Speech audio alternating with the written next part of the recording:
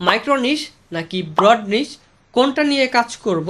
যখন আপনি পিওডি বা গ্যালন্সের মতো প্ল্যাটফর্মে কাজ শুরু করবেন তখন মাইক্রো নিশ নাকি ব্রড নিশ নিয়ে কাজ শুরু করবেন, এটা নির্বাচন করা গুরুত্বপূর্ণ একটি বিষয়।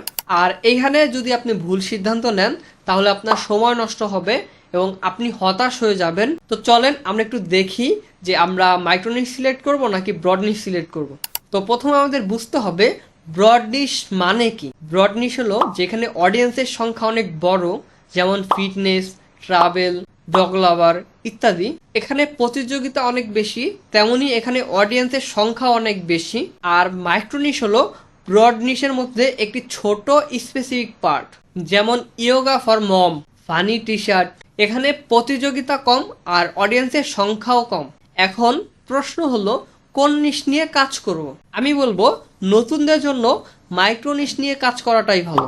এখানে প্রতিযোগিতা অনেক কম থাকে, সেই ক্ষেত্রে বড় বড় ব্র্যান্ড বা বড় ডিজাইনাররা এখানে ফোকাস করে না।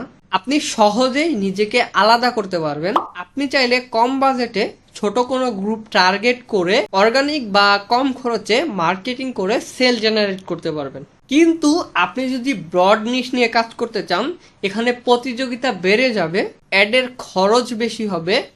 প্রতিনিয়ত ইউনিক ডিজাইন না করতে পারলে আপনি কিন্তু একটা সময় এসে হারিয়ে যাবেন। আর শুরুতে সেল আসতে একটু সময় লাগবে। আর আপনি ব্রড নিশ ধরেন কিন্তু মাইক্রো নিশে ফোকাস করেন। সর্বশেষে একটা কথাই বলবো, আপনি যদি নতুন হন এবং মার্কেটিং বাজেট যদি কম থাকে, নতুন ডিজাইন করতে ভয় পান, তাহলে মাইক্রো নিশ নিয়ে কাজ করতে পারেন এবং আস্তে আস্তে ব্রড নিশে কনভার্ট হতে পারেন।